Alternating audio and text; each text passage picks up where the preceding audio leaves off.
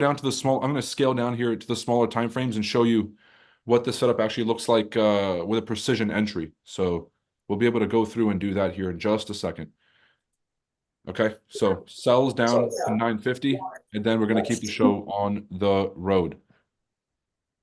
Let me know if you guys have questions. You look pretty good. Mike says he's in sells. Yeah, yeah, yeah. Good morning, everybody. Good morning, Mike. Good morning, Josh, Shan, James. Got the whole squad. We got Ray in the house. Shannon, what's up? You hear me? Yeah, what's up, bro? Yeah, bro. The liquidity grab, that's kind of it's a new, relatively new term for me. I'm really trying to understand that because I feel like there's that kid in class that he might not know how to read, so he don't want to get caught on. So that's like where I'm at right now with that. I appreciate that. I appreciate the honesty. What do you think it? What do you think it means? Like, what is it? What does it sound like it means? Like a money grab, maybe? Like, Close. So I'm gonna explain it as simply as possible. You ever been in a trade at like a very, very high reaction zone at a very key level, and then the market goes up and hits your stop loss and then goes your way? Has that ever happened to you? yes, that happened the other day. That That's happened a the other day. liquidity grab. So liquidity is just money that's moving around. And a liquidity grab is where they just kick us out of our trade through a very fast price spike or some kind of irregular market movement. And then once we're kicked out of the trade, then it makes its move without all this extra baggage. So for Mm. example, you see like a lot of people were selling this resistance right here. And then they put a very tight stop loss above the highs. The market comes up, kicks everybody out of their trades first. So that's the liquidity grab. And then it makes its move. So a liquidity grab is like a false flag. It makes everybody think that the market is breaking, but all it's doing is grabbing stop losses before it makes that move. Does that make sense?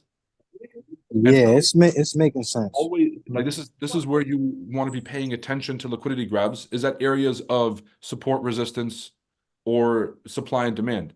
The market gets down to our support. Most traders are going to enter right here because they're like, "Oh, Roy, I took a baby pips course." Shan, I'm going to have to mute you for a sec, but they took a baby pips course and they're like, okay, supply and demand trading says that when price is at support, I'm going to take a buy. They all enter and load up positions here. Then the market goes right under the zone with a fast price spike, kicks everybody out of their trades, and then comes up, closes above the previous local structure, retests, and go. This liquidity grab, this is how do I describe it? Like you could know everything about the markets. This is why theory and execution are so different. The liquidity grabs are the make or break. So if you know how to find supply and demand, you know how to find the 88.6, you know how to do all these things, but you're not patient enough to wait for these liquidity grabs, you're always going to be kind of either sitting in drawdown or losing these trades, and then the market goes your way. Make sense? Yeah, that makes a lot of sense because that you just described like myself. Yep. I mean, this is Mm. trading. Like I want Mm. to pretend like there is no like big secrets to trading. It's the price is at resistance and you're supposed to wait for a grab, but then it starts to wick like this. It starts to wick aggressively and you think it's going to leave without you. So traders start to pile on sells at the bottom of that wick. And then the market comes up and kicks everybody out and then comes down. Right. And I've been on the wrong side of this so many times. That's why I'm able to identify it so easily. And that's why I'm confident we're going to break the lows because I would always enter trades thinking that this was going to be the big move. The market would go probably 5, 10 points in my direction and then come spike all the way up. And then when it spikes all the way up, when I come back to check on the charts, it's below my original entry. So I would have been in profit if I just held it or had a wider stop loss. And this would happen to me all the time. And so I am expecting price to break below that wick just to grab the liquidity, and then we can get this show back on the road. So just as a reminder for everybody, I'm looking for longs at 17,950. I'm going to go very low risk for two reasons. Number one, it's Friday. You don't want to be giving back the profits you made this week, or if you're negative, you don't want to be digging yourself an even deeper hole. So you do want to be mindful about Friday volatility. Next, I want to be mindful of the context about where price is in the cycle. And so the best entries were down here at this grab, 17,500. This was an absolutely banger trade. Put something in the chats if you guys ended up catching this. But now that we're at the all-time highs, and this is all-time high territory, 18,000, record high price for NAS. Buying at the all-time highs, not the safest move. Now, because the trend is so aggressive, we can continue to trade in the overall direction of the market. But without a proper pullback, it's hard to just keep buying into, you know, an aggressively bullish trend at all-time highs. We want to buy at discounts. And right now, this is about as premium as it's going to get. We're going to discuss a few things on this live stream. I'm going to talk about the NVIDIA earnings report that came out a few days ago and my take on how impressive that is. $22 billion of revenue reported in the fourth quarter of last year. Absolutely insane. 2023 revenue, I think, was expected at $70 billion. That's where the total estimate was. $70 billion is like 2 Snapchats. You know, we got to put this into perspective. That's like a Coca-Cola corporation in revenue they made in 1 year. So NVIDIA has overtaken Google and every other stock as the most anticipated stock. Market cap is damn near 2 trillion. And the big question on Wall Street right now is the NVIDIA hype going to be sustained, or is this a bubble and we're nearing the very end of the bubble? We're almost done. I think that this has a little bit more steam to go. Then we're going to see a pullback. But NVIDIA has enough fuel until 2025. Because of the expectations and their earnings reports they've already released, they have a lot of ammo going into next year. Hold on, give me 1 second. Oh, I thought it was an emergency. It is not an emergency. Okay, so we'll talk about that. We wrote a pretty good article on the Chart Addicts website. If you guys head over to chartaddicts.com, chartaddictsfx.com, and go to the analysis tab, you'll see some of the research that we put up and kind of some updates that we try to put up regularly. Okay. I'm going to do a quick tour of the other pairs just so we have a pretty good idea of what's happening in markets. And then let me know if you guys have any questions, comments, or concerns.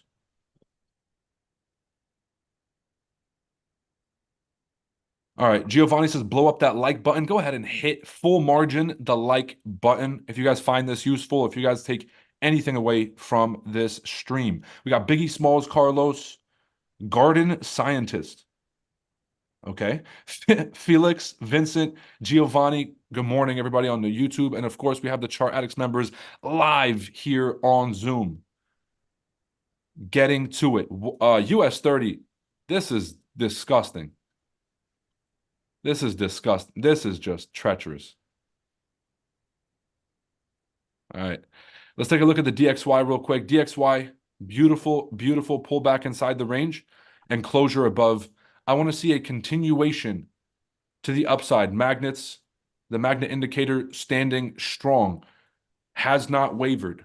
Okay, so the two options are a little bit of a deeper retracement inside the range and it closes back above before it continues, or we just, keep closing here and then start to make that move up to 105.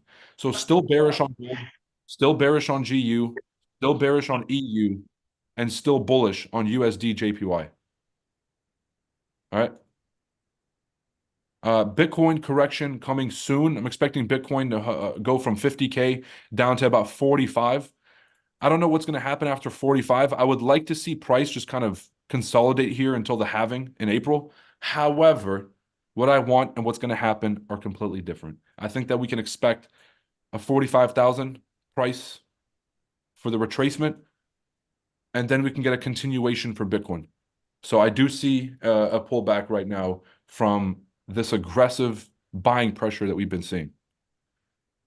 All right, Euro JPY. This was a trade I covered early last year. Somebody had asked me about it, and it was just an absolute banger.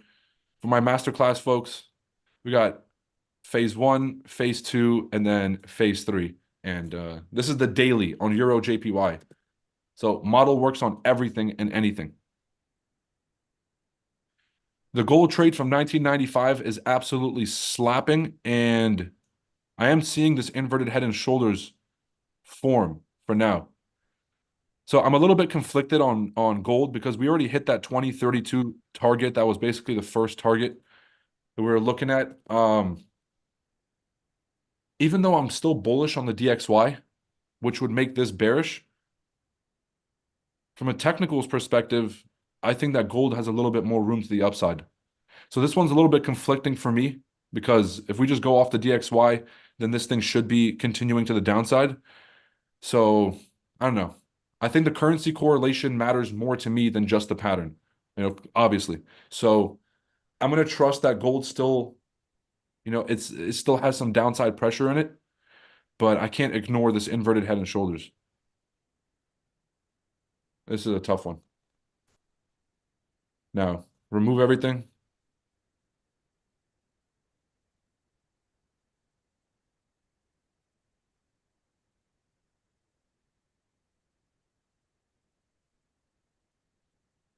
Okay.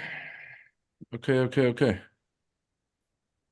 Yeah, I mean, if price stays below 2030, then we could see a sell all the way down from 2030 to 2006. All right, so we have this previous highs right here. Every time the market gets to this area, we're seeing sell-offs, sell-offs, sell-offs. Right now, the market is creating a lower high. As long as price sustains that lower high, we got a pretty good shot of seeing a push down to 2006. But I'm not day trading gold, so I don't, I'm not gonna take that with a grain of salt, long story short. All right, let's take a look at last but not least. I mean, we've already covered NASDAQ, but you guys see what I'm looking at here. Very straightforward. We're rejecting the highs, looking for a pullback to this zone right here. Let's get into the smaller time frames.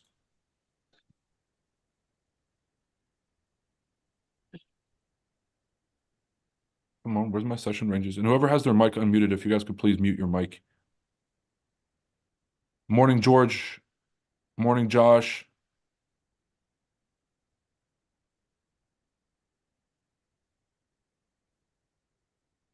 Yeah, Josh said the liquidity is the cash that gets taken from the losers to pay the winners. Basically, yeah, that's a simple way to look at it. All right, ladies, gents, we have a textbook trade. Oh, can't believe we got this lucky. Now, the location of this price, obviously it matters when it comes to the quality of the trade. When I tell you guys taking the highest quality trades and everything else, we're at resistance at all-time highs. So even though we have a pattern here and everything is perfect, we're going to come down and retest that 950 and everything is cool. Keep in mind that we are at all-time highs. So I'm going to be reducing my risk when I'm buying because it's buy low, sell high, and we're not exactly at lows. Okay. But discounts and premiums are relative. Okay, so this is high compared to the overall price, but if we can get a pullback, this is low relative to this price right here. And so when you're day trading or when you're looking at smaller time frames, lows and highs are relative. But with that being said, keep in mind, all-time highs, we're at resistance, reduce the risk because whenever we're buying near a resistance level, obviously there's more risk for sellers to step in. Okay, so we have the Asia lows, we have the New York sessions spike. Now I'm waiting for a pullback to those Asia lows for longs. Here's exactly how the trade would look. And I'm headed down here to the smaller time frames, make sure that I got the most accurate zones I can get. Could be a little bit lower.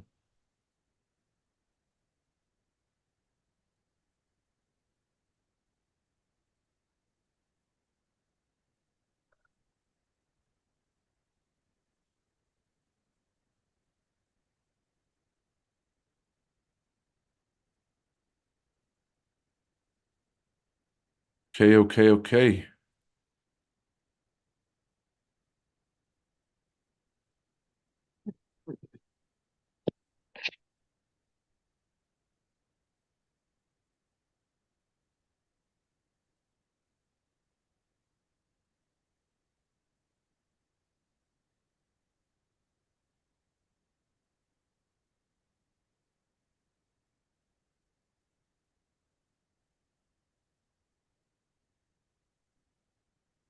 Okay.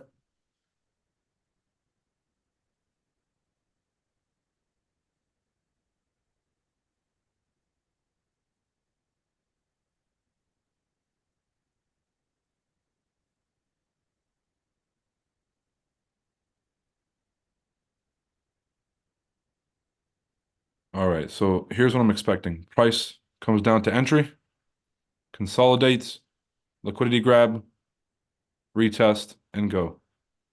I'm going to enter on the retest and I'm going to enter on the grab. And shit, I might even start scaling in on the first touch. Who knows? We'll see when price gets down here. It depends how long it takes for price to hit that level. I was unmuted. Sorry about that. You got to remember to mute when I jump on. Yep, yep.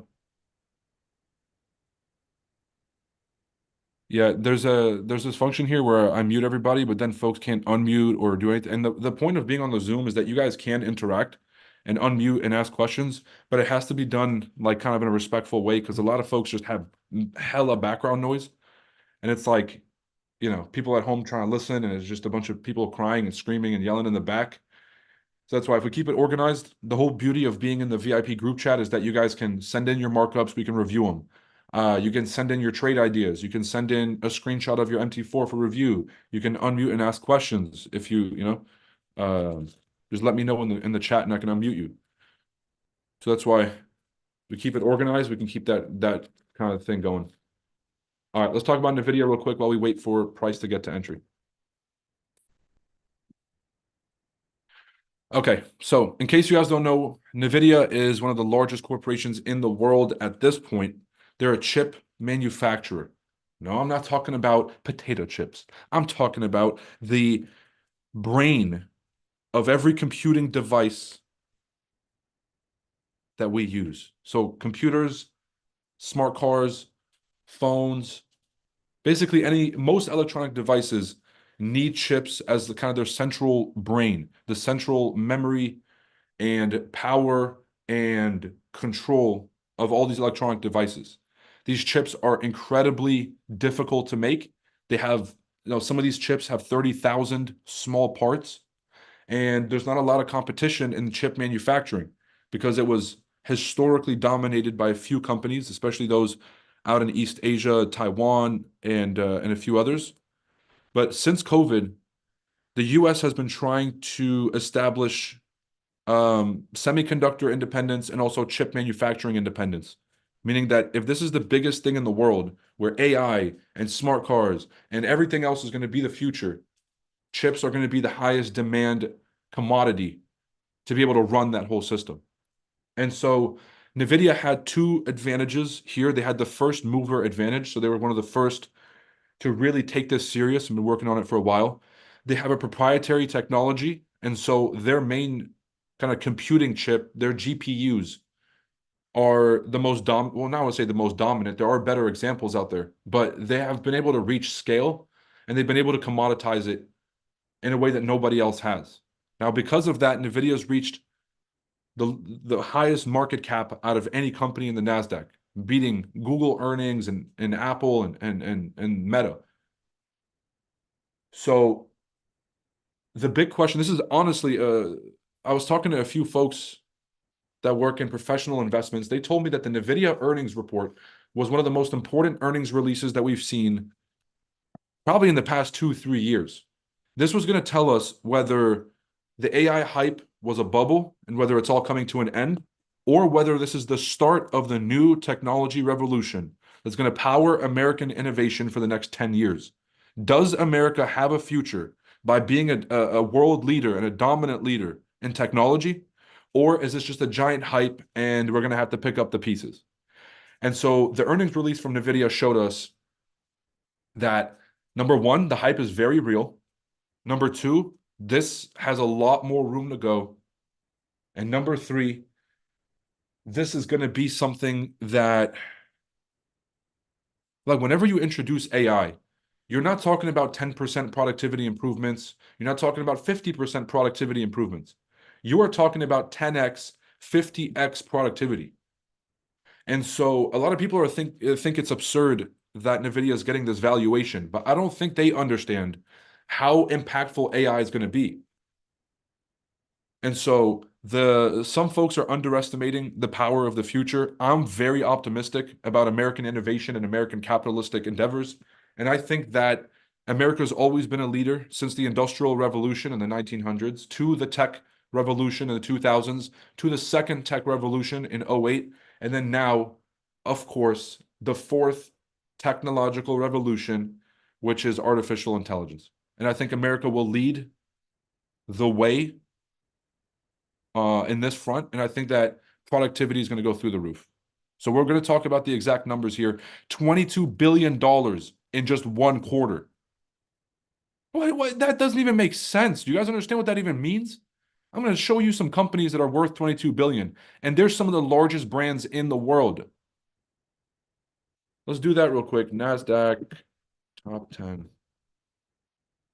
Let's go. All right, let's look at the top 10 names here. Why is this an article and not a chart? Really, NASDAQ? Yo, I don't know how to say research articles. Okay.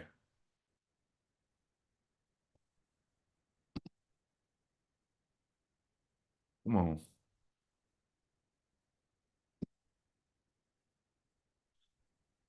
I don't want Invesco. I want NASDAQ. This better not be another article. Oh my God. Where is it? Oh, here it is. Okay.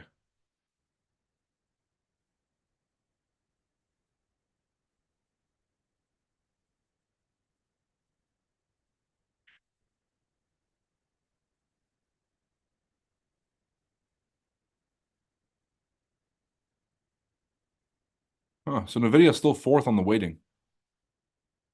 They'll catch up here pretty soon. Okay. I wonder if there's a way to do it by market cap. Percent change, price.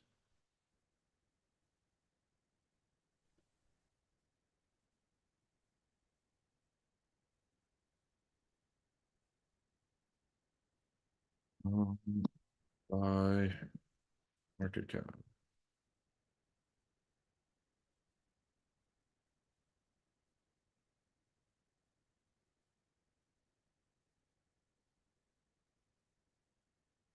Now, why is this taking me so long?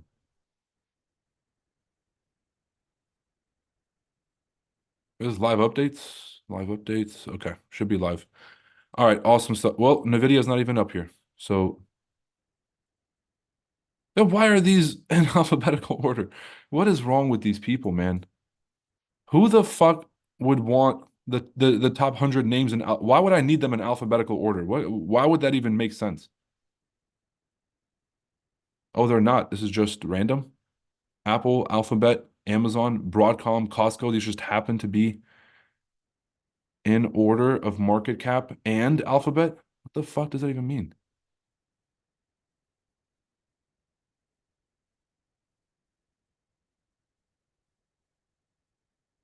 Is it just me or can't even find the video?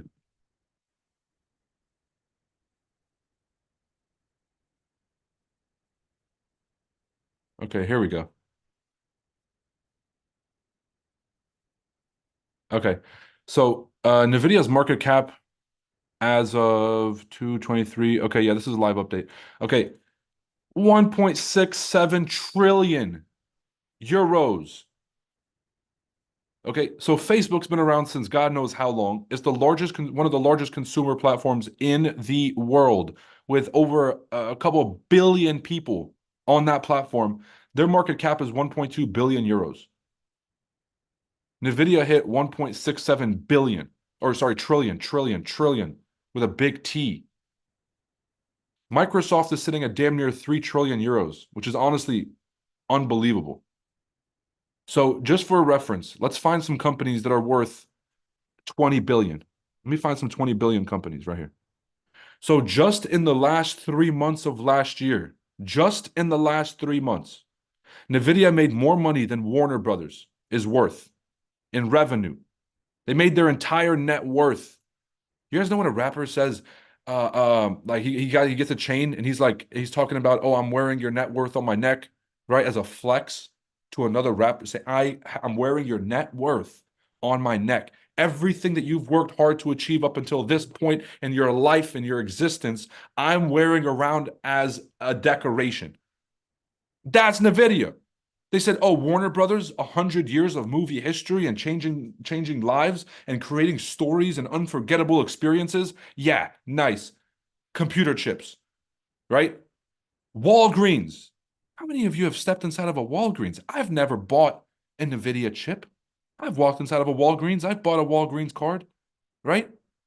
You know, the Hallmark card for a special event. Booted. 18 billion. Whole market cap got eaten.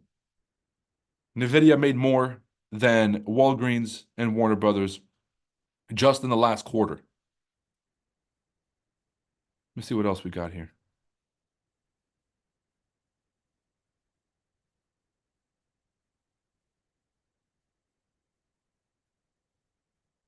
Illumina, ASML, AstraZeneca. Oof. Illumina sounds sus. Coca-Cola European Partners, 31 billion. Yeah, we're getting pretty close here. CoStar Group, 35 billion. So last year, Nvidia closed. Oh, wait, I think price is getting pretty close to entry here. We're going to make sure that we do not miss this.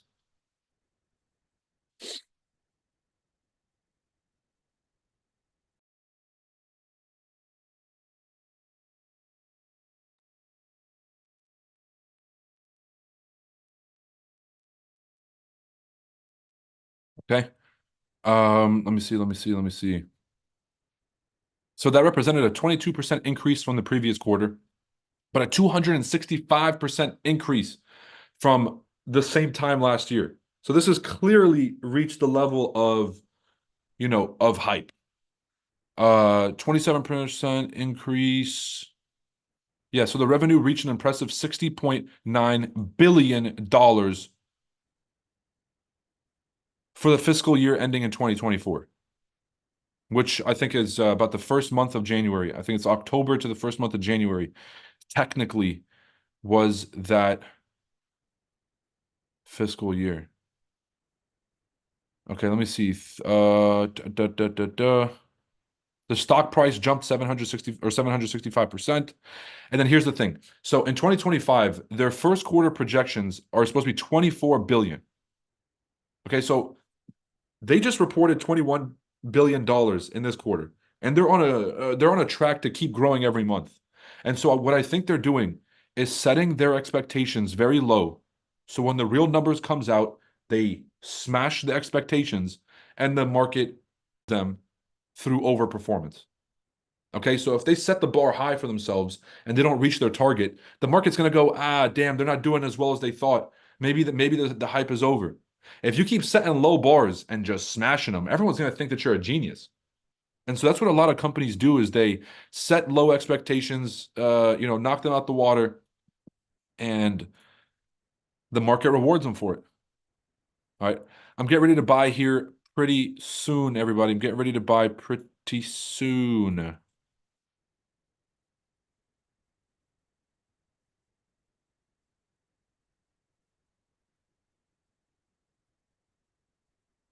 Pretty soon.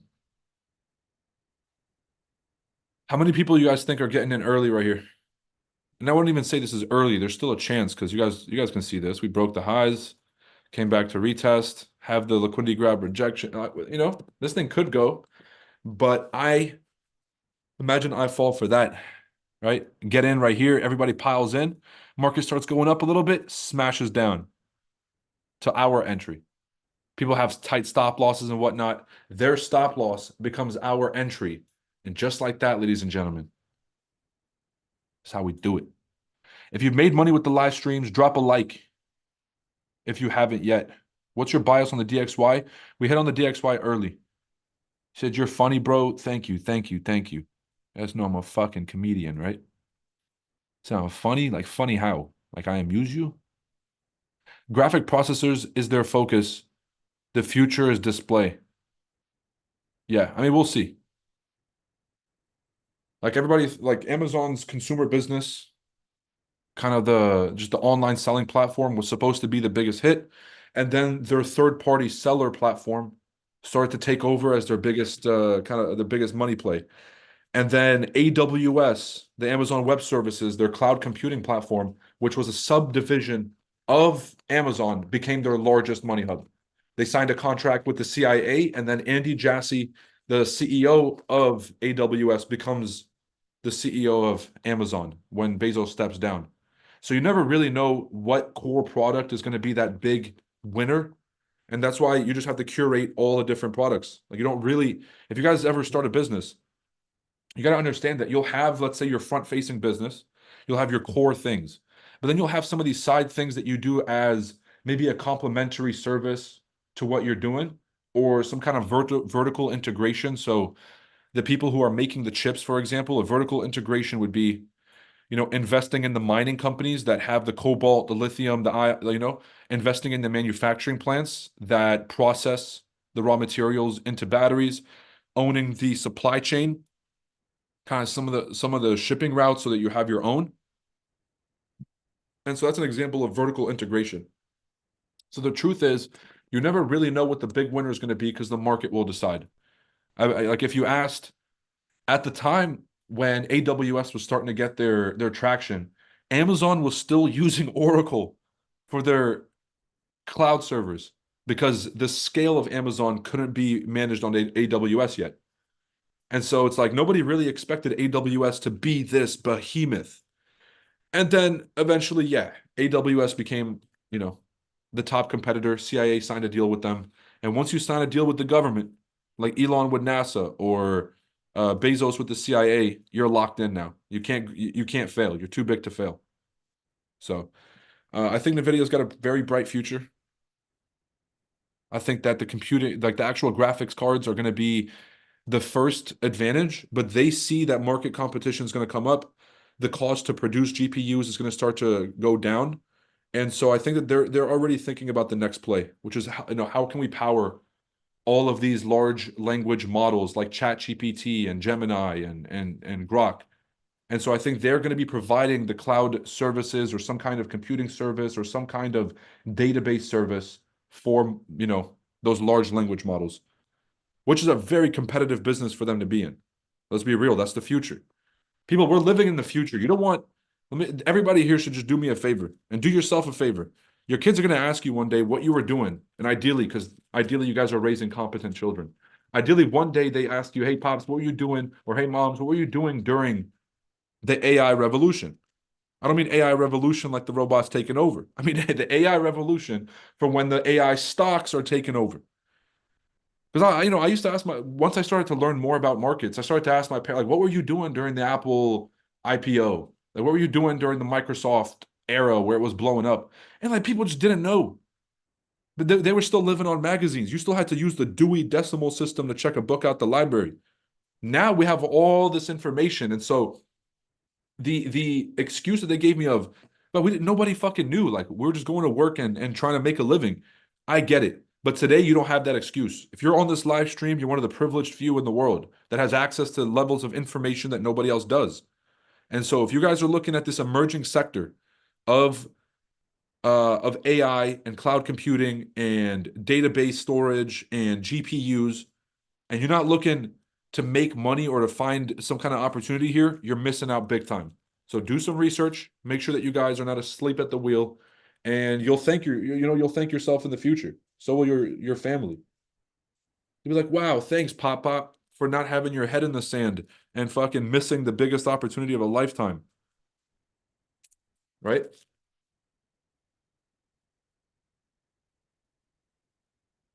That's simple.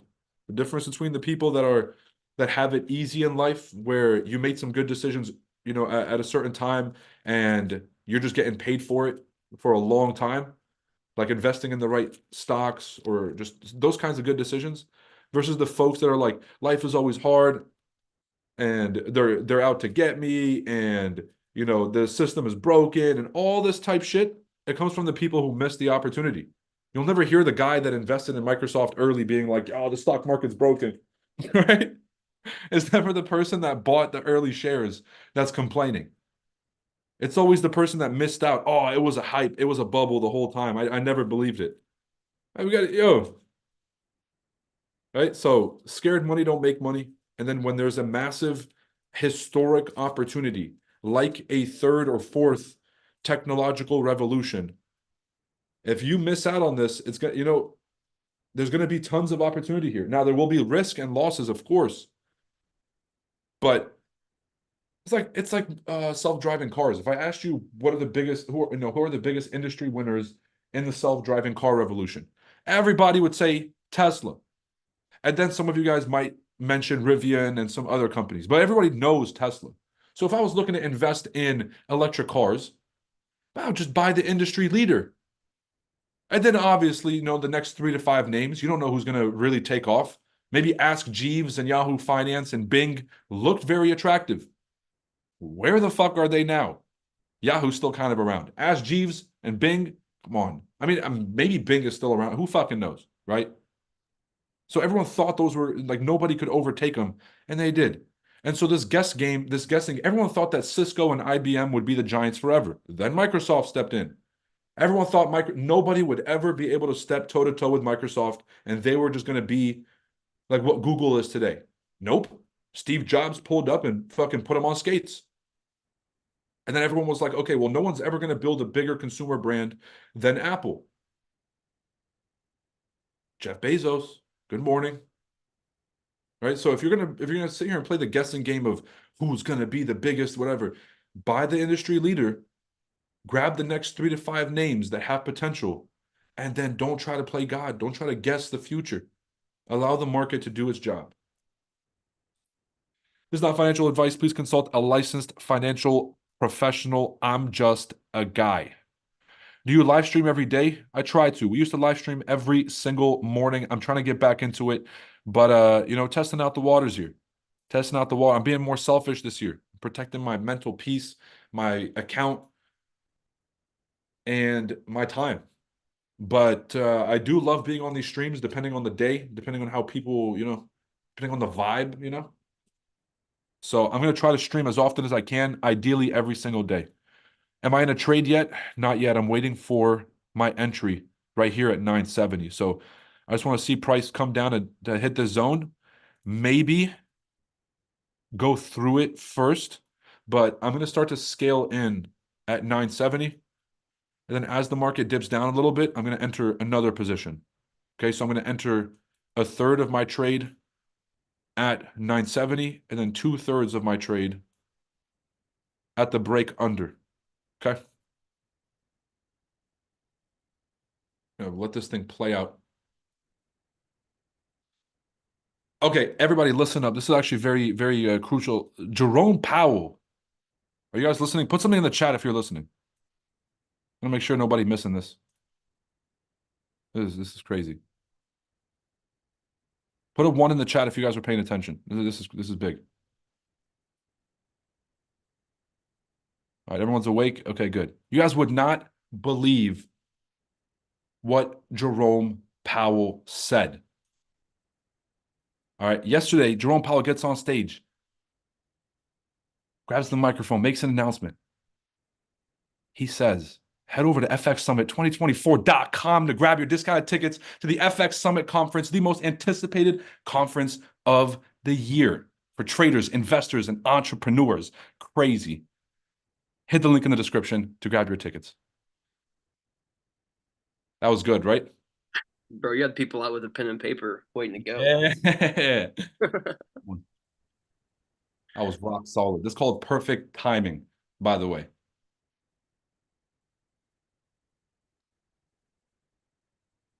I'm about to see the YouTube chat just go crazy. Is IBM still exists? Yes. Their leadership team is running that company into the ground.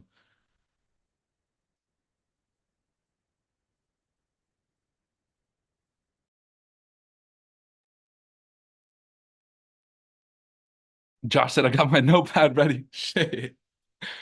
Oh, man. I'm going to keep it light. I'm going to get y'all on every stream. It's going to be the most unexpected. I'm going to get y'all, man. It's going to be funny as shit. Isn't that so much better than doing those fucking whack-ass ad reads? You guys know that you're watching a podcast and they're like, American Hartford Gold or fucking Manscaped. Bro, Fucking keep talking about whatever the fuck you were talking. I don't give a fuck about Manscaped commercial right now, bro. I got YouTube Premium, so I don't have to deal with this. And these guys throwing commercials in the middle of the podcast and whatnot. I don't give a fuck about some Blue Chew, but I'm 27 years old. But you know what I'm saying? Like, so I don't know. If I'm gonna do an ad read, it's gonna have to be funny as shit, and it's gonna have to be, I'm gonna keep it light.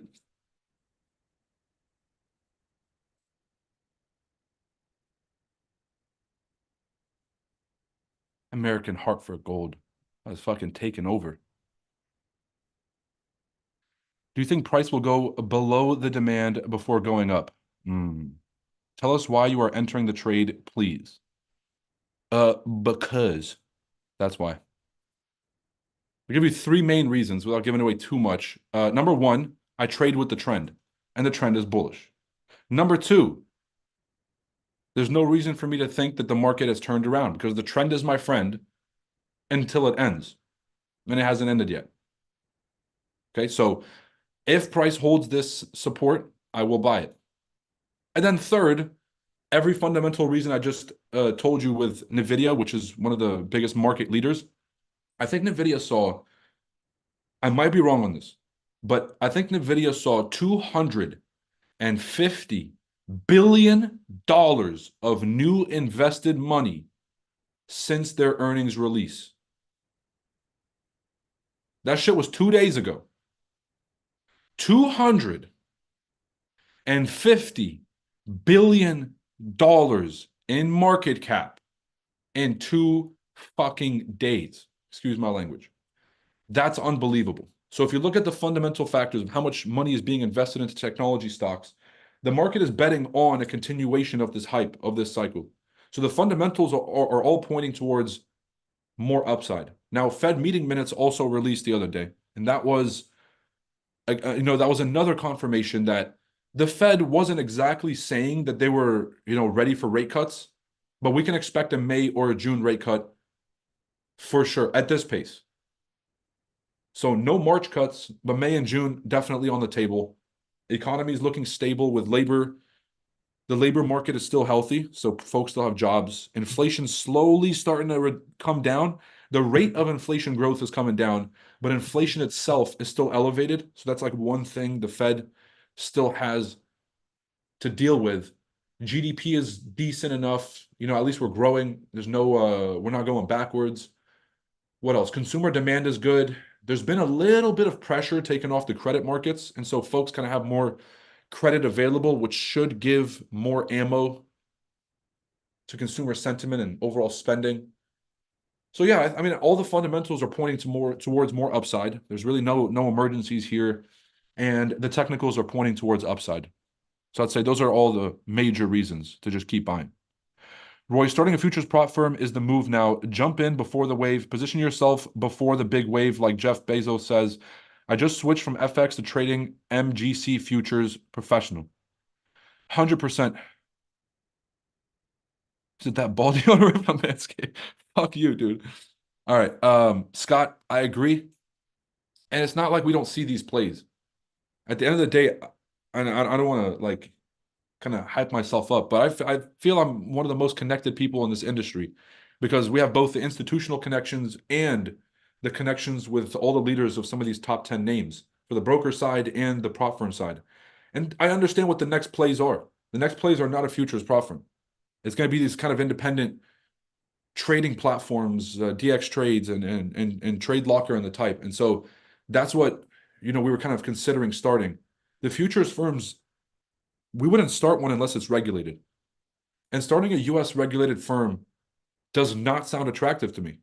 There's a reason that most of these folks don't register in the States. It's like, it is hell to deal with US regulators. All right. I could show you guys. No, I can't show them because that would be, leaking some stuff. But when I used to work at the bank, I would get audited every single week. They would just send me violations. I'd get called into HR. They'd be like, you sent these text messages. And it'd be like a simple text message. I would be texting one of my clients, just asking them how their day is going. And they'll be like, sir, like, what did you mean by, how are things? Like, are you talking about the investment performance? No, I'm not talking about the fucking investment performance. I know it's doing well, right? He knows is doing well. I'm just calling to check on him. And they were auditing me every second of every day. And I was just an agent of the firm. Imagine if I was the principal of the company. Oh, but I would have to stop streaming today. I'm out here wilding out on these live streams, people. Auditors just waiting for a fucking field day. They're like, all right, Roy, keep talking. You said, oh, this trade is gonna slap guaranteed. Oh, you're guaranteeing profits? Fucking. So trust me, I understand the play here. I think that education is our strong suit. We are building an absolute army of the next generation of successful traders. And I think that most people are so attracted by the money that prop firms bring in and by the money that all these companies bring in that they just ditch the education. So you guys tell me, which one would you prefer? We keep trying to teach people how to trade and turn that 3% of successful traders to 7% of successful traders, or take advantage of the fact that most of you guys are going to lose money and start a company to capitalize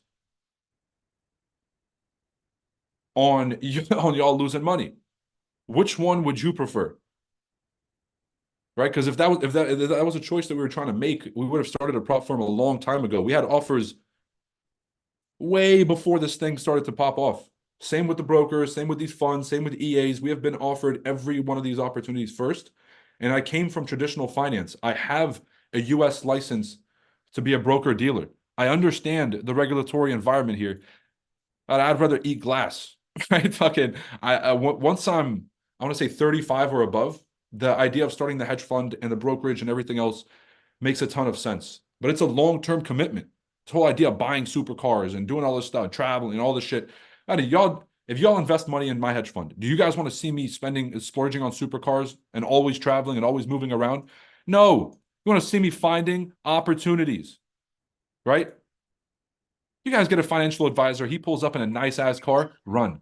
All right, that's where your 1% is going. Your advisor comes up in them oversized Costco pants. His shit is dragging on the floor, collecting dirt. He's got those goofball glasses. Your money is safe. Your money is safe. He said all-time highs and the Fed didn't cut rates yet. Great point, but that's because the markets are forward-looking. And so we don't need to, the Fed doesn't actually need to cut the rates in order for the market to price it in. And that's what I think we're seeing, is that the market is pricing in the first rate cut. Once the rate cuts start hitting, don't be surprised if we start to see a market crash. Everyone thinks that a Fed pivot. I'm gonna start to scale in here. I'm entering my first position. Let me open this up.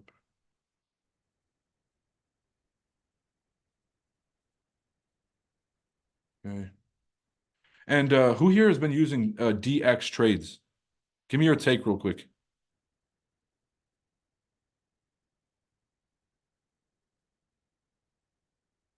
I'm just going to enter this paper trade as well, just to have a visual here on the chart, so I don't have to pull out my MT4.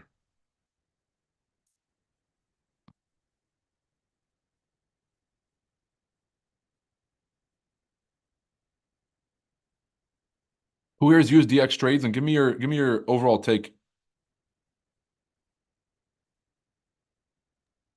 So yesterday I used the DX trade. It was the first time. It was confusing at first. I had to go watch this tutorial on YouTube. But I mean, it's like any other platform, you start getting used to it. But it is they don't have a mobile version yet, and that's what sucks. Yep. I heard it was ugly. Like I've gotten on the web trader. Web trader is not my favorite. Like if you look at Ninja, C Trader, and basically damn near any alternative to DX trades, they're all better. So I really hope that DX is not the one that the industry is choosing to run behind, honestly. That's just me though.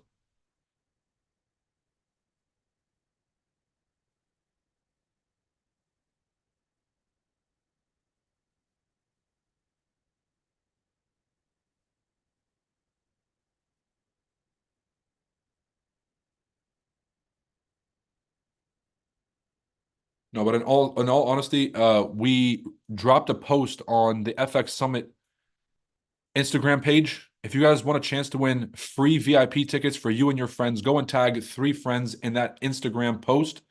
We're going to be announcing the first speaker once that post hits 1,000 likes. So I'm excited to drop the first speaker today. If everybody can just take a second right now, pull out your phone, go to the FX Summit official IG page, and just, you don't even have to tag the friends if you guys don't want to win the free tickets, which I don't understand why you wouldn't. It's a damn near a $10,000 value. But if you guys just want to drop a like and share it on your story, that'd be highly, highly appreciated.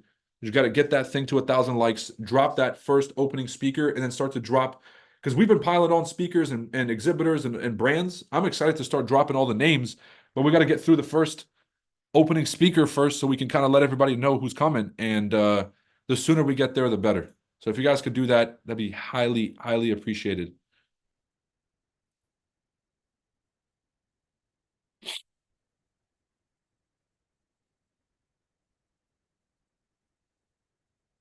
Okay, so just for reference, I did enter a small position to scale in. So whenever you're scaling in, first position goes in, let's say like I wanted to risk $500 total on this trade.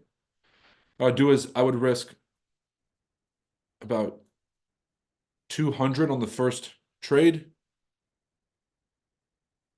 And I might risk a little bit more. I might risk 300 on the next trade.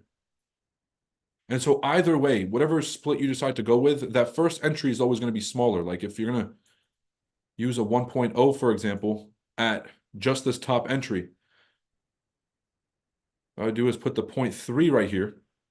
And then if the market comes down, you can put more than a 0.7 because the stop loss is so much smaller. You can actually go heavier on the lots. Maybe I do a 1.0 on the second entry.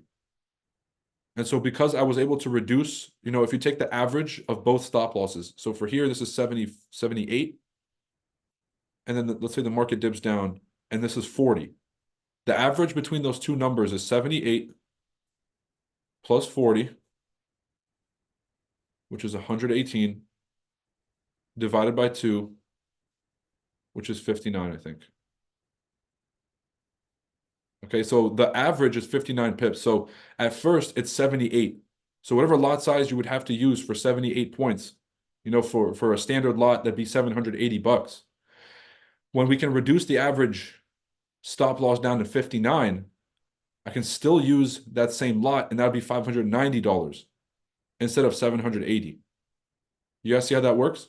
And if you just wait for that lower entry and just get the 40, now you can put an even bigger lot size because one lot with 40 points is $400. You can go 1.5 lots or 1.3, whatever the number might be.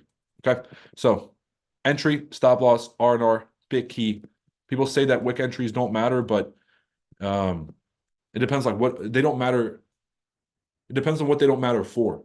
I'd say wick entries don't matter for a flex, right? So like, oh, I got the best entry. Like that doesn't actually matter. It's who's making money.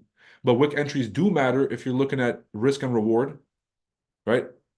So if you're like, the better your entry is, the better your R&R is going to be on the trade. It's that simple. Why are you hating on FX? I might not be working for you, but still works for other people. Made a few bands earlier on GU. Who's hating on FX?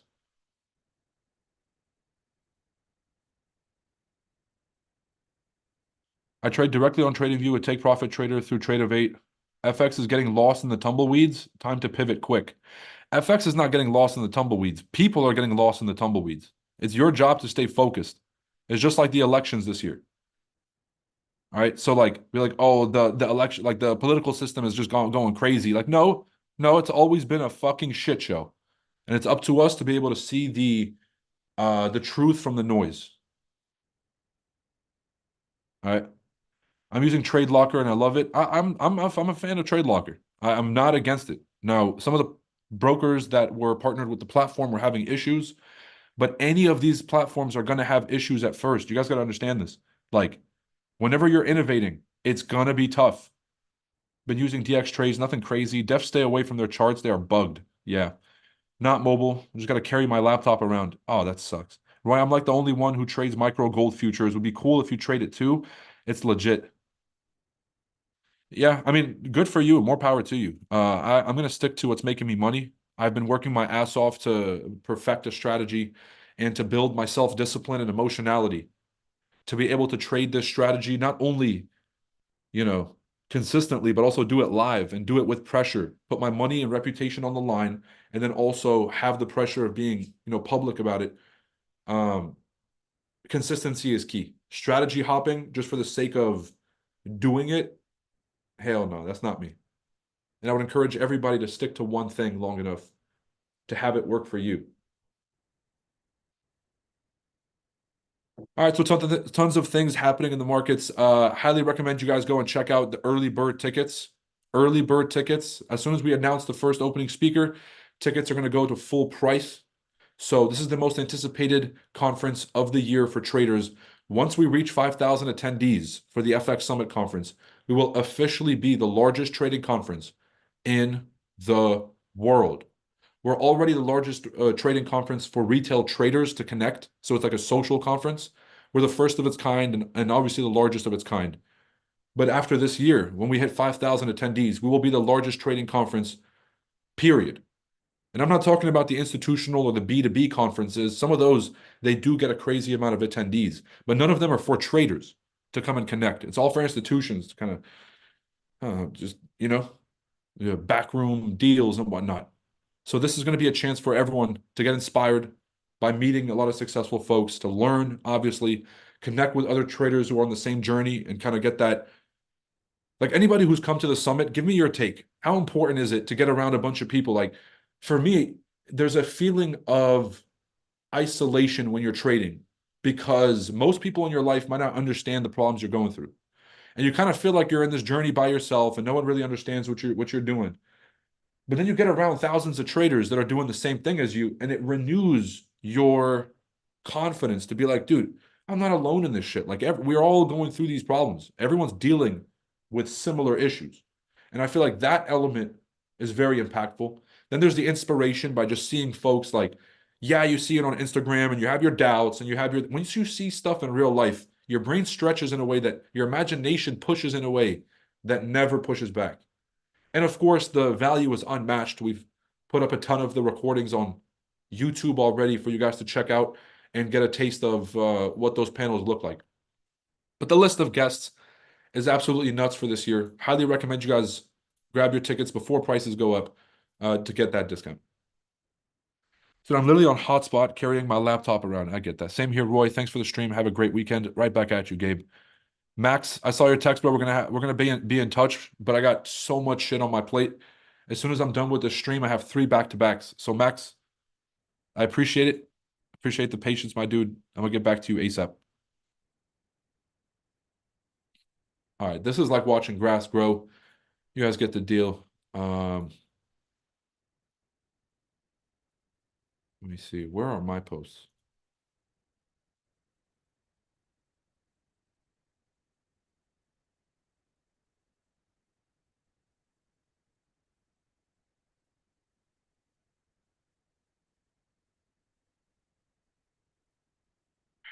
Okay. I also wrote another article. For some reason, it's not showing up on the feed.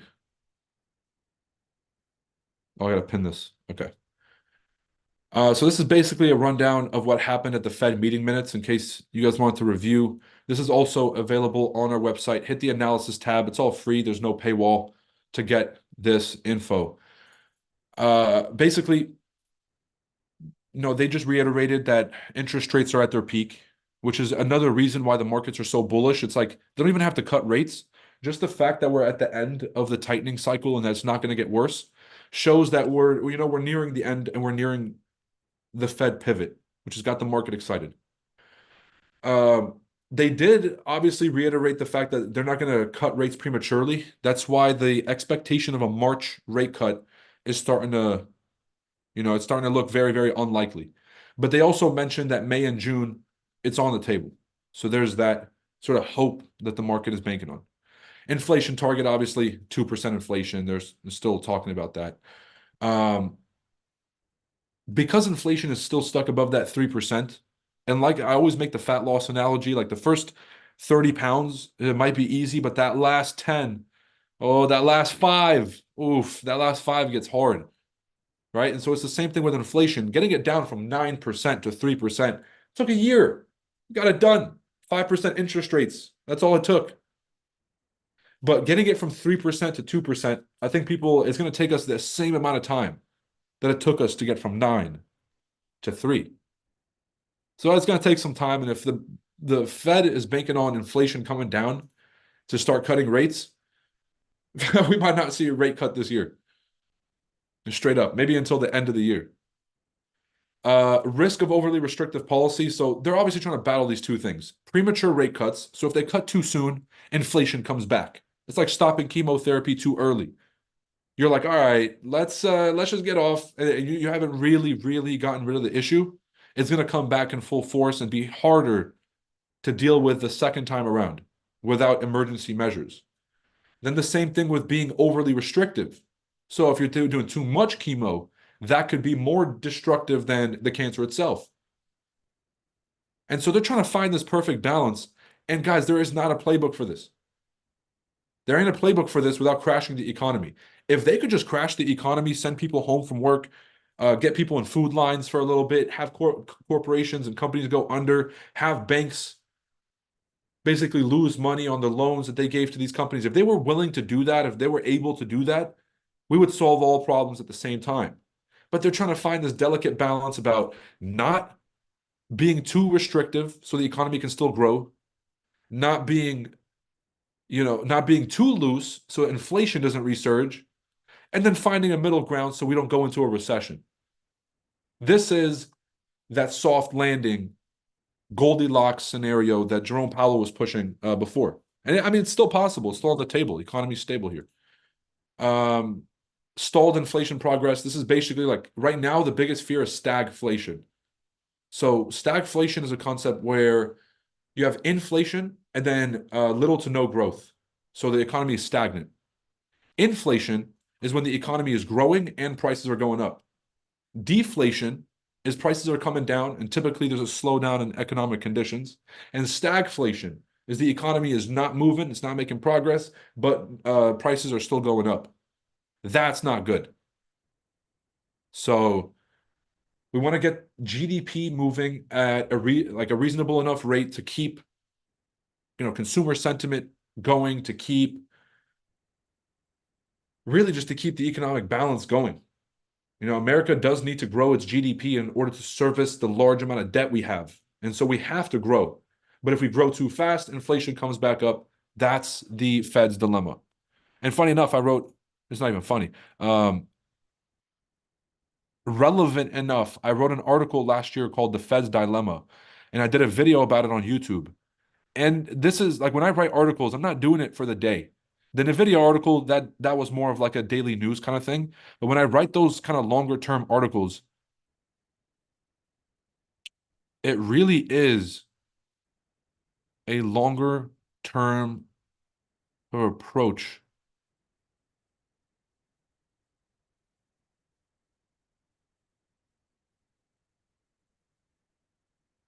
If I can find it. The Fed's Dilemma. The Fed's Dilemma. The 10-step mindset guide to improving mindset and mental health for traders. This was a banger. Current inflationary landscape.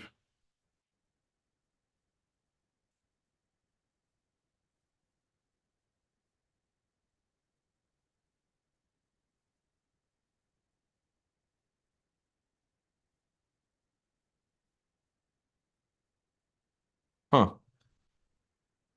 Interesting. Okay. Can't find it. I'm sure I can find the video though.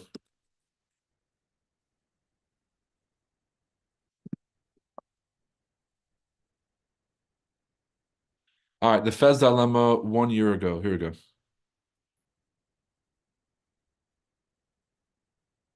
What's the article called? It's called The Fed's Dilemma. Am I tripping?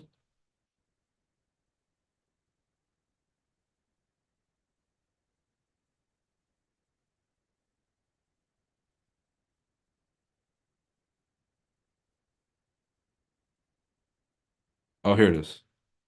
2022. This is when they started their campaign. Second entry is coming up. Yep. What I personally want to see is just a little bit of a dip below the zone. Okay, so anything in this region here would be prime entries.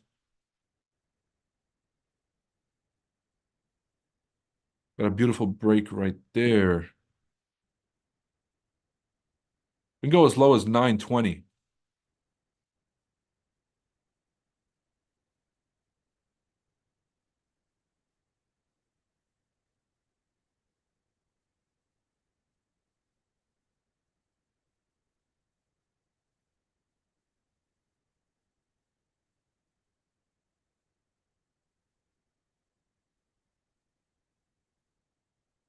I mean, we can even go as low as 900. Oof. I'm looking at this here, 88.6. This 918 from this break right here. So that would be the second entry.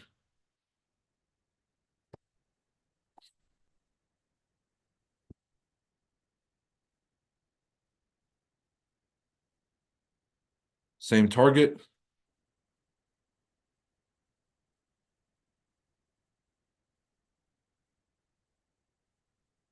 Stops would be a little bit lower.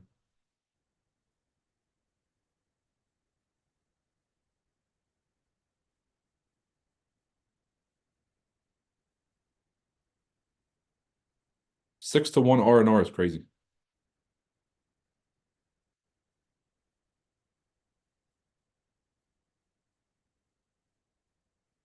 All right, so we'll give this another 20 minutes, 15, 20 minutes. I'm gonna run to the restroom real quick. I have my phone in my hand, so if price does hit that 930 area while I'm gone, because I want to stay at the desk, but I feel like this is the sooner I go run, the sooner I come back, the better. But damn, it's almost there. All right, give me a sec. I'll be back in like 45 seconds. I got my phone in my hand. This is the area I'm going to be looking to re-enter. So just wait for price to break through. And then as soon as it wicks back above, actually, it's about to happen right now. All right. Yeah. Beautiful. All right, let's see if we hold. If price doesn't hold, obviously, if it keeps breaking through, no re-entries. So make sure that you're waiting for this wick above. That's what I'm waiting for right now.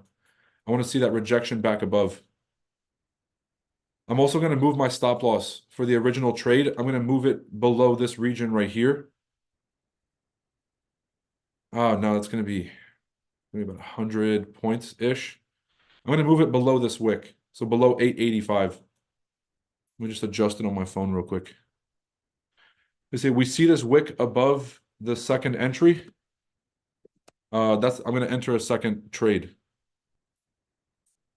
So I just moved my stop loss on the first trade. Again, I entered a small lot size. And this is why, because if you go into drawdown, you don't want to be holding a full position size.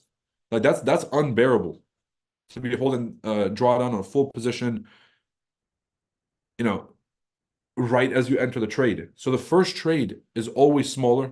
I go into drawdown. I still have ammo on the sidelines. The beautiful thing is I'm going to enter at some point right here with a bigger lot size. So if the market retraces, let's say it's bearish, if it retraces back up to my first entry, I can close my first entry. I can close partials on my second one. I can move my stop loss to break even. Now, even if the market reverses and goes bearish, I'll still be, I'll still have been able to make money on this trade. So as soon as we break back above that zone or that price, that 926, as soon as we wick back above, I'm going to enter a long position. We break through the zone. Same thing. I'm going to let it go. So we break through this level. I'm going to let it go. If I see a recovery back above, so if we break through, I will set a price alert, which I'm actually going to set now. Set a price alert right at 17,900, and then wait for the market to come back and break above.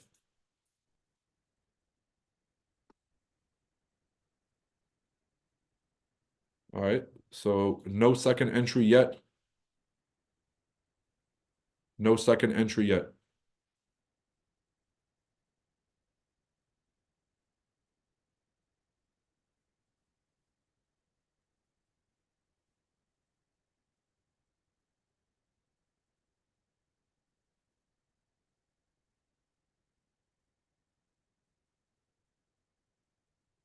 All right, we're getting a nice rejection here. All right. I'm entering my second position. So let me just put this order in real quick on my phone. And just to show you guys what it would look like. Oh, let's see.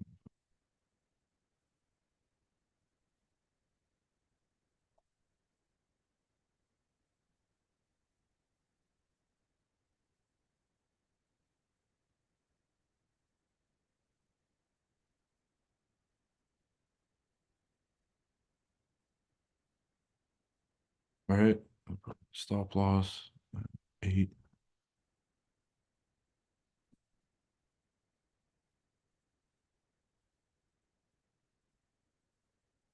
Do 860. That'll be about 60 points. Okay. Points. All right, I'm in. I'm in on the second entry. All right, now it's a patience game. Make sure that you guys are keeping risk management as a top priority. It is Friday. We are at the all-time highs and we are at resistance. So even though we had a beautiful break and then now we're getting that pullback, we got to be mindful about the location of price. And so don't,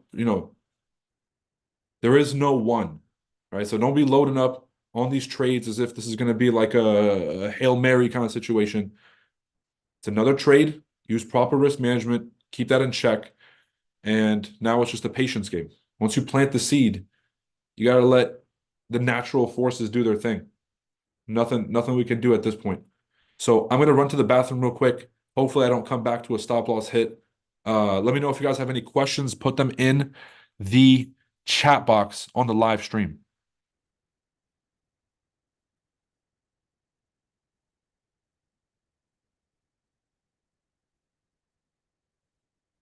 My boy put a clown emoji. Maybe you should short and then let us know how it goes. If you win, perfect. You don't, sucks to suck.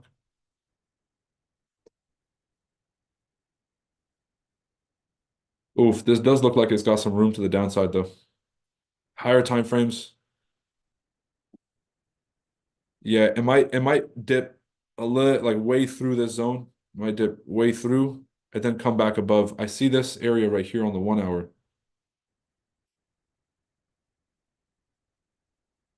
at 862. That's right where my stop loss is. Right at that 886. Yeah, I ain't letting this happen again. I let my stop loss get hit a few days ago, trying to be too conservative. I'm going to extend my stop loss.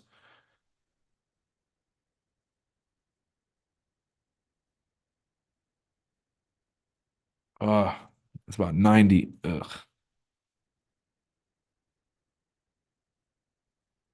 120. Okay, so because I'm extending my stop loss, I'm going to have to close a little bit of my positions. All right, so because I don't want to be over leveraged, I'm going to close a little bit of both. And this is not because I don't think the trade's going to play out or whatever it is. You don't make decisions, risk management decisions to maximize profits. You do it to minimize loss. So I got two options here. Keep the tight stop loss and just pray for the best, or understand that the market could do a deeper sweep and then go up. And if I don't want to be holding drawdown on the current positions I have right now, right? I don't want to hold 120 pip stop or point stop loss and a 90-point stop loss on this. So what I'm going to do is I'm going to reduce the risk on both of my positions real quick, just a little bit, shave some off the top, just to make sure that my overall risk is in check. If you're over leveraged and you go into drawdown, it starts to mess with your ability to make good decisions. By the way, I'm going to be in New York next week, planning on doing the first tour, the first spot on the world tour. I got a ton of interviews to do in New York. We're bringing the podcast back in spectacular fashion. I'm going to show you, I'm going to shock everybody with this first podcast. Fuck, I'm so bad at keeping shit a secret. God damn, I was about to tell you guys exactly what the deal is. All right, no, I'm going to keep this. I'm going to do my job. I'm going to keep this one a surprise. So when we drop it, everyone hit it. Oh shit, there's no way they did that. Oh, right. So I'm gonna keep that surprise factor. But Yeah, if you're in New York, let me know. Put something in the chat if you guys are in New York or in the associated areas. Most likely, I'll be flying into New Jersey and then looking to just do an event out there. Looking to do a free workshop, maybe just about NASDAQ. Let me know who's out there. Scott said the Dewey Decimal System. Yeah, if you're old enough, you know what that is. Some of the young people are on here like, they're like, who the fuck is Dewey? So is that a fuck? Is that a South Park character? Like, who the fuck is Dewey? For those of you guys that don't know, the Dewey Decimal System, you used to have to go and find books manually in a library or a bookstore, and they would all be categorized by this numerical system called the Dewey Decimal System. And you'd have to like, the first number was associated with the genre. Second number was like, so it was fucking whack. Now you can just ask ChatGPT. It's nuts. The power, really just unlimited power in our hands is nuts.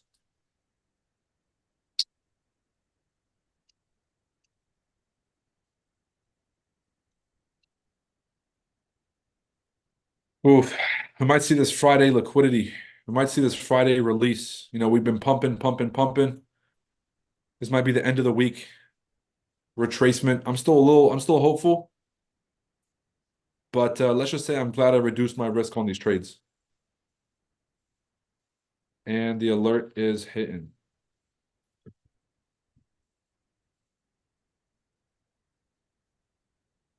All right, this is the moment of truth.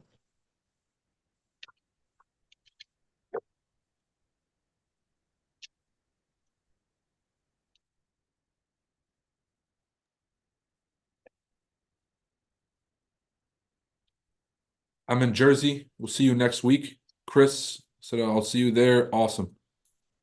Awesome stuff. Too much trust in that 8.8 fib level. The market does not always have a retracement or pullback. It can always reverse through that 88.6. Bro, buddy, how about you leave the fucking NASDAQ trading to me? How about that? Like, imagine somebody's going to try to get me to doubt my own strategy. Bro, I'm not telling you to take this trade, but I trust my system. I've spent more time on the charts and I've spent more time with NASDAQ than just about anybody. And is the strategy 100%? No, nothing is. But am I going to doubt the 88.6? Are you out of your fucking mind? But what? I'd rather bet on the sky being green. I'd rather gun to my head, say, Roy, all right, you get to make two bets. Either you're going to bet that the sky is green or you're going to bet the 88.6 doesn't work. But the sky is Bordeaux. I'm out here with the shirt. I'm out here, the sky is aquamarine. But fuck, I'm about to doubt my strategy. I believe in my strategy more than I believe in a real life. Like, I don't even know. There's nothing, I don't know. There's really nothing I trust more in markets than my strategy. I've a million different models besides Warren Buffett's value investing model, Benjamin Graham, technically. That is edge. Okay, that's a real fucking edge. Ray Dalio's all-weather portfolio, real fucking edge. Chart Addict's 886 strategy with the New York session model, forget about it. All right. Just letting y'all know. Bill Ackman, Activist Invest, great edge. 886 said, it's okay, calm down. Am I being too wild for you? Well, why don't you grow the fuck up? All right, stop being a pussy. He said, calm down, calm down. What are you, fucking 85 years old? Why don't you wake the fuck up? You know the clock is running, right? The sand is flowing through that hourglass right now, right? Everyone's like, Roy, chill. For what? Why y'all acting like we're in the fucking practice game? Like we're in like the loading screen of the video game. We're in the real fucking game. What the hell are you calming down for? But you get hit by a bus tomorrow, like, oh, thank God I was out here fucking calm down. Yo, wake the fuck up. Fair value gap trader. He said, your stop is next. That's fine. Guess what? That's what risk management is for. I'm not going to be sitting here crying about a loss because I over leveraged like some of y'all Goofies. Okay? To you, a loss is like a big deal. Oh, it's going to hit your stop loss because you care so much about a loss because it's consequential. For me, no win or loss should be consequential to my bottom line, to my profit and loss. If it is significantly impactful, that means I over leveraged. So lose or win, it's just another trade in the sequence of 100 trades. And so, yeah, that's basically it. Nah, don't calm down. Cook that boy. Bro, like, imagine telling me to calm down on my own stream. Walk into someone's house and be like, yo, you're too loud in your own house, or like, bro, what? I'm gonna sing karaoke at the top of my lungs if I want to. The fuck are we talking about here? What I meant is let's learn something from this stream, not mocking you. Well, there's been 2 hours of straight value. If you're looking for more, you haven't learned a goddamn thing. You're not even paying attention anyways. Why the fuck would you want to talk about learning anything? Clearly, you haven't learned shit for the past 2 hours. What do you think the next 20 minutes is going to do? He said he's giving gems and helping people with a whoop, whoop, whoop, enough energy to be talking crazy. Yeah, I mean, look, goofiness is the real pandemic. Okay, these people on social media have gotten way too emboldened because they're able to hide behind. Obviously, it's nobody that ever shows their face on their avatar that talks shit. Have you guys noticed that? Nobody has balls. It's just miserable people looking for either engagement, attention, interaction. They want to get some kind of, whatever. And I mean, it's sad, but at this point, guys, it's done. It's 2020. It's not 2022 anymore. You're going to get dragged through the fucking mud. You think you hate your life? Okay? Because obviously you're not here talking mad shit unless you hate your life. If you think you hate your life, do not come on these streams because you're going to definitely hate yourself after this. I am not here tolerating none of this goofy shit anymore. If you're a troll, if you're out here focused on dumbass shit, you're the reason the industry went under. You're the reason the industry is the way it is. You're the reason that scammers are emboldened. You're the reason that, all these people who have no interest in actually caring about traders are doing so well. You're the reason that prop firms are able to thrive. The trolls in this space are literally the most toxic. They're more toxic than the fucking scammers because they literally just enable all the shitty behavior. They try to shut down all the good behavior. They keep everybody distracted by watching entertainment videos as opposed to real value. And then they're the ones first in line to complain about how things ain't working for them. So that's why I'm here. I'm going to put y'all into place. And obviously this is not to 90% of you. 90% of you listening to this probably agree with what I'm saying. You're seeing all these fucking random people who seem like bot accounts on social media, and you're like, oh, these are just bots. Dude, some of these are real fucking people. Some of these people are real. They really do like speak like this and think like this. And so obviously they don't have a father figure in their life. I'm here to be that father figure. They're going to keep throwing laughing emojis like they're my ex texting me, thinking that makes them hard. Sending 5 laughing emojis does not make you tough, yo. Right? So it's you ain't been late in a while. You sending 5 crying emojis. I get it. Get the fuck off my streams before I really put you on. Okay. I might be crazy. I didn't fake a FTMO withdrawal certificate. Neither did I. And unlike you, I trade live, which you would never have the balls to do because yours still haven't dropped. Okay? So you could just do the exact same thing I'm doing and trade live in front of everybody, but you won't because you don't have the balls or the skill or the charisma or the mental capacity or the competence or the alignment to even want to help people. So you're just going to sit here and dick ride me like an official professional meat rider as opposed to actually doing something about it. So sit there and do nothing about it. Cool? Dude, you just jumped from someone to me. It's just he is mad about someone's comment. I'm just saying let's focus on the learning. And I already addressed that. I don't think it has to be regulated if everyone is on simulation for demo evaluations. Don't believe the hype, Scott. If you think you can circumvent the regulatory environment by just the wording and by kind of playing in the gray area, that ship has sailed. That's the arbitrage that the prop firms were pulling for the past couple of years.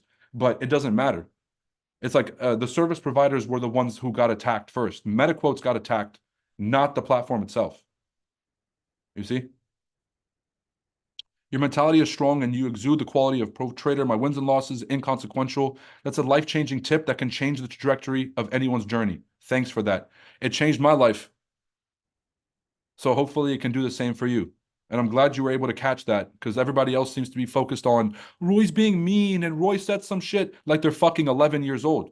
But you were able to catch the real gem there. And if you learned nothing at all from this entire stream, at least you took that away. Congratulations. Okay. Guys, I need help. How can I raise 31? Okay. Professional meat rider. I mean, that's what they are. Roy deceived people by using someone else's certificate and then promoted the masterclass. No, I didn't. I did not promote the masterclass. I posted that as a motivational post for myself. I promote the masterclass by trading live. And so if you're going to tell everybody, hey, I know that you can see it for yourself, but please listen to me because I don't have a profile picture and I'm a meat rider. And even though you guys can go and verify this strategy for yourself by looking at all the live streams, no. Ignore all that because I want attention. So please just listen to what I'm saying and please, I'm a professional meat rider. Yeah, that's how you sound. So look, no one gives a fuck about what you're talking about. These are live for people to see. Number one, no one's obligated to be here. Number two, you can go start your own live stream if you really, really want to be a big man. But you won't, again, because you don't have the skill, the competence, the confidence, or the charisma. So just sit there and take notes.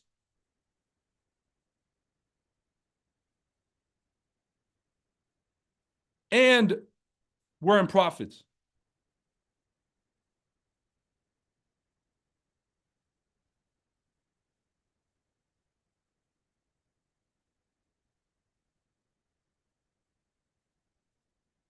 Come on now. Back in profits on the second position. As soon as we clear back above support, I'll be closing that first entry and holding the second one to target.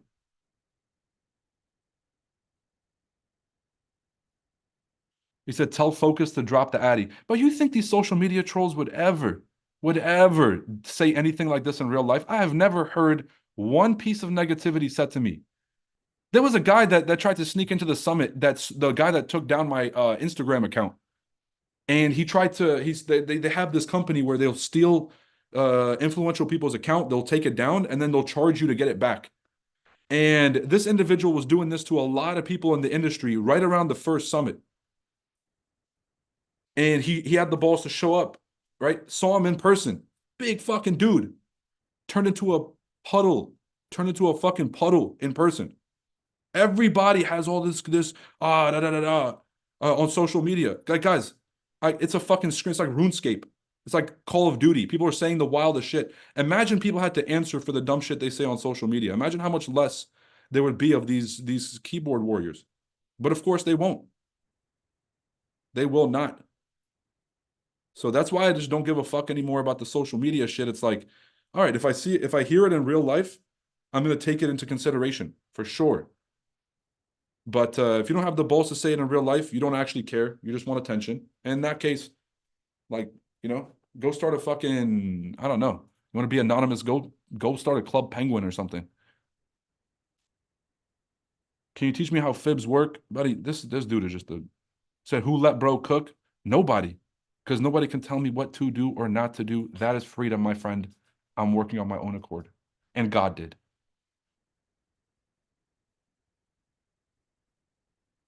He said, where is your evidence? The evidence is a post I put up on my story a month and a half ago where I posted a certificate and I was basically just saying like it was a motivational post about 2024 about a goal of hitting a $70,000 payout. It's something I had on me for a while.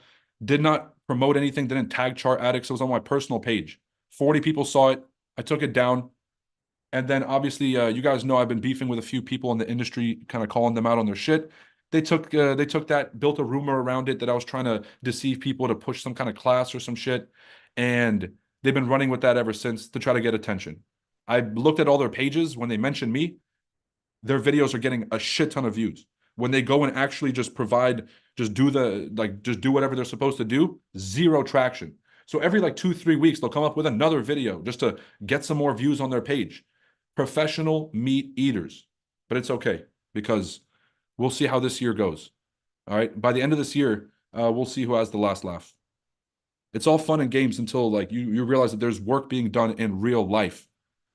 And all this social media stuff and all of this, like, oh, this person won the internet today, and this person none of that shit matters as soon as real life hits and you see real world impact and you see, damn, okay, they did what? So we'll see how this year ends. The evidence is that Roy went on Casper SMC's podcast and tried his very best to clear his name. Okay, so I went on one of the largest podcasts in the trading space right now to explain what happened instead of avoiding it or instead of trying to like hide around it or anything else. You're telling me I went up like a man and had a full conversation for 2 hours with somebody who I don't think had my best interest in mind, right? Like I know Jesse. I think me and him are we're on decent terms, but I think he did me very dirty with the thumbnail and the title and trying to clickbait people. I think that shit's fucked up.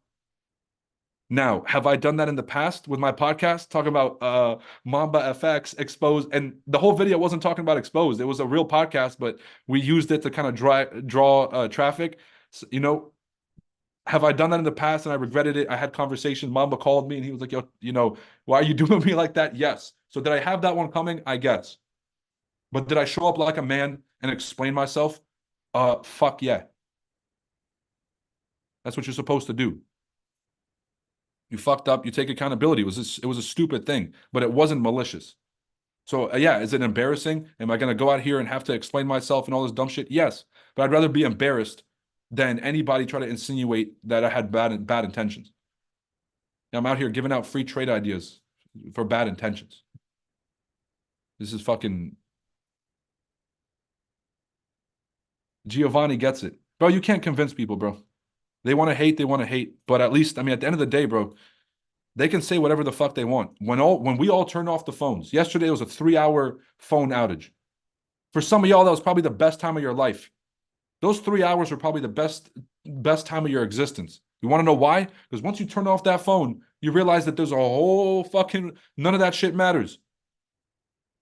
So make sure that your real life, make sure that like if people aren't going to compensate you for the trade, like the person who told me I was going to hit stop loss. If he's not going to pay me for changing my mind and missing out on the trade, I can't take that opinion. They're not going to put money in my pocket. So I'm responsible for my own decisions. So are all of you.